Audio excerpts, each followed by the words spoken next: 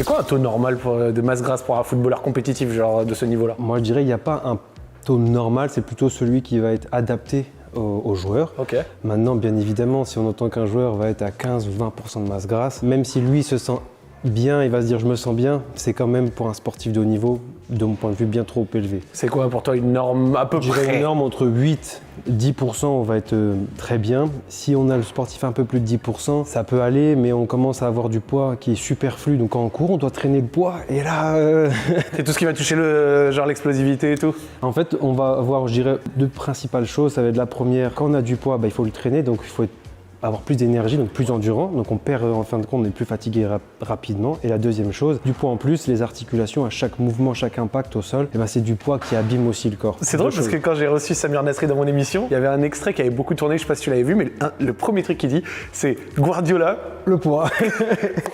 il a dit, Guardiola, il a pris notre poids de forme, il a retiré, je crois que c'était 2 kilos. Ouais, parce que directement. souvent, en fait, on se sent bien, on se dit je me sens bien, je suis bien à ce poids-là, je suis fort, je suis performant. Et puis on sait que c'est un effort, c'est compliqué de perdre le poids, donc on n'a pas envie, on se dit vas-y, je suis au top, je suis bien. Non, en règle générale, on peut aller un petit peu plus bas et en fait on va se sentir encore mieux. Mais par contre, l'effort est difficile de le faire pour y arriver.